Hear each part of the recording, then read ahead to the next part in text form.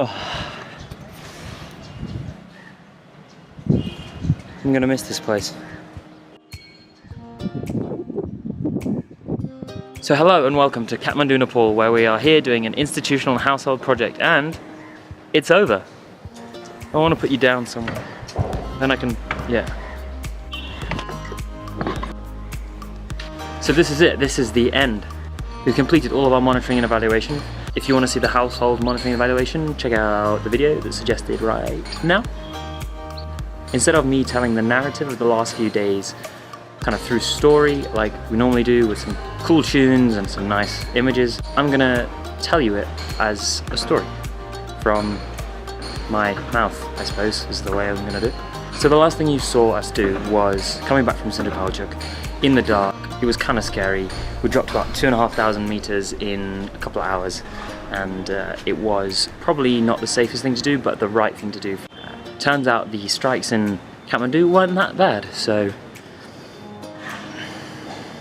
you know, you win some, you lose some, but I think it was definitely the right call to make at the time.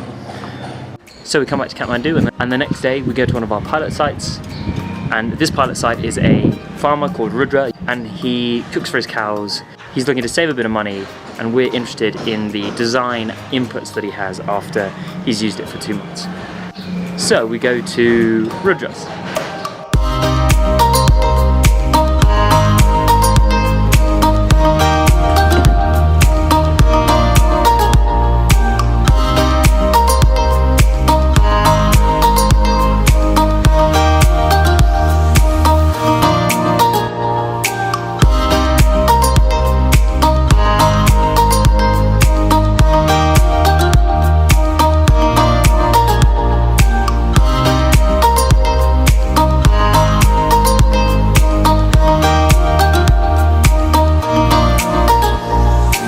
We go to Rudra's and he's using it twice a day. So already I think that's a massive success. And we can quite nicely track the story through, because not only does he use it twice a day, he's saving a third on firewood every time he cooks with it. It cooks the food for the cows 3 times faster. And in the 2 months that he's had it, he's been able to save enough money to buy another cow. So he's increased his output dramatically just because of a cook stove. So our final visit is to Haushala's school. Haushala's school is a school for abused kids.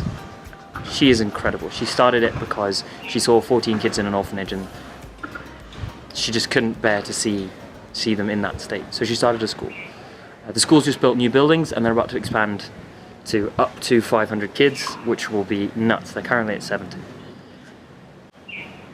We gave her the cook stove as an institution for a couple of reasons. Firstly, because so she can save money on firewood, and secondly, so she can use it as an educational tool for the kids.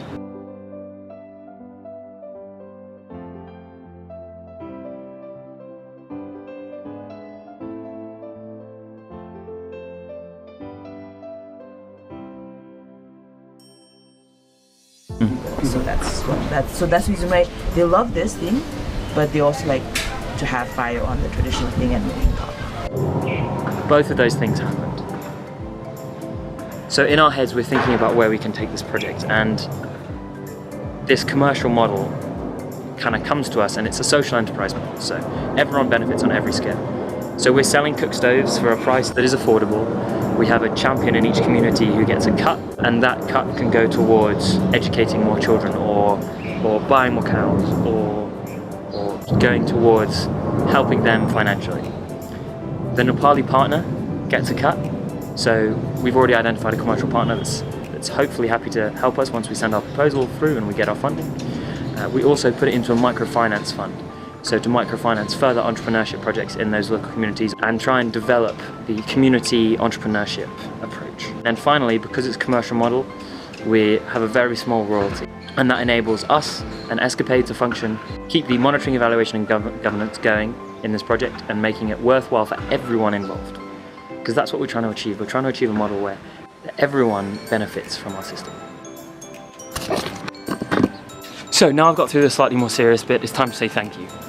So thank you to our partners, Child Reach Nepal, University of Nottingham and Live to Love International. You've been awesome. We have made a difference in the communities we've worked in, and that makes me really proud to do what I do, and it's the reason why I do it. So from me, Here in Kathmandu, Nepal, it's over and out, and I will check you next time.